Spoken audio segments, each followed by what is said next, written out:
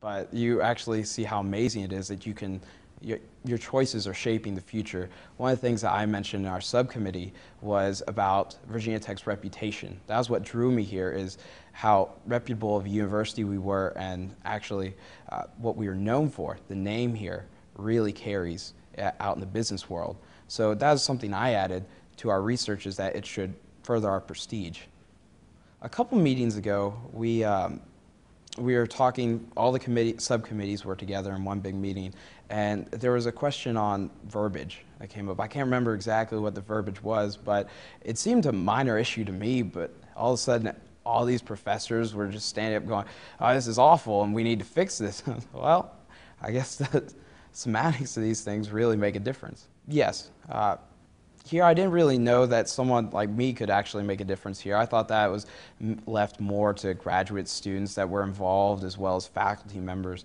But what struck me is that they really wanted student input, and they valued it and listened to it, more importantly. Well, first of all, they got the students involved, and the students, as undergrad and graduate representatives, we got together to meet to figure out what our goals were so we could have a collective voice in it all. And then they also set up a luncheon that we could invite students, friends to come to, and we could discuss issues. One of the main things was advising. We started talking about that, and they had sort of wanted to go a different direction with advising, but based on our input, they realized that advising is a lot bigger of an issue than what they had previously imagined, and they're working to change that. My brother's hoping to attend Virginia Tech in the near future, and part of this plan is going to be beneficial to him, because he's going to be here over the next 4 years, and what we're doing is we're mapping out the next 8 years of Virginia Tech's strategy and how we're going to go from here. Well, as you may have heard lately in the media and throughout the past couple of years, the U.S. has steadily been falling behind in our education.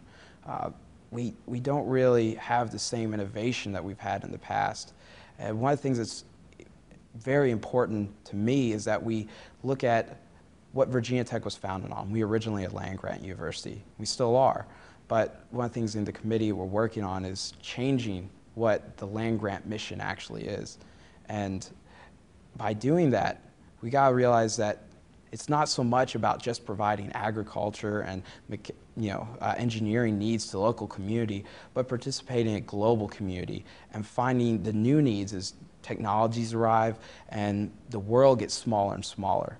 So by figuring new ways to innovate, using new technologies, and getting more involved in a global community as a whole, Virginia Tech really can benefit the nation and the world.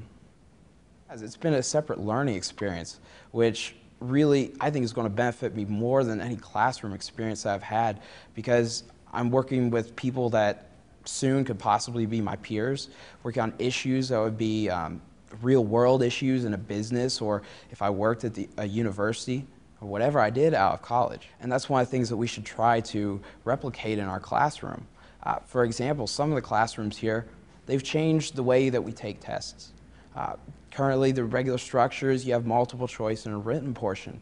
I have a friend in a business law class. His professor is using an actual court case for their final. He has to try that case to prove that he has the knowledge of business law that he's learned throughout that semester. So in a way, participating there, getting involved, and just finding new ways to test our knowledge is something that we need to continue doing and encourage. Virginia Tech is known for its engineering. And one of the things that we need to do is find how to get engineering and liberal arts and bring them together, because that's when the most productivity happens, and that's how breakthrough ideas happen. So by combining them and then bringing in global issues that we have, participating globally, taking this mindset that it's just the U.S., and we're doing business abroad, but actually figuring out how can we benefit people in Europe, how can we benefit people in Asia, using these new technologies, as well as not forgetting about our liberal arts, because that's what makes us human, is the liberal arts, and going forward from there. The other day we had a 4-hour meeting, and quite frankly I was dreading. I have finals coming up, and I didn't really want to spend 4 hours in a meeting, but I didn't find myself tired at all in the meeting. I found myself wanting to participate, energized by it, if you will. And then afterwards, I was thinking about the entire walk back, and whenever I have a break in my studies, I start thinking about it. I ask students, what are your opinions? This is what we're trying to do here. What do you think about it? I think it's just the feeling that you're actually making a difference and that you're a part of something greater than yourself. At this university, our biggest thing is ut prosum, that I may serve. And that's something every student here tries to embody. And by serving others is what really gives us our drive and our passion.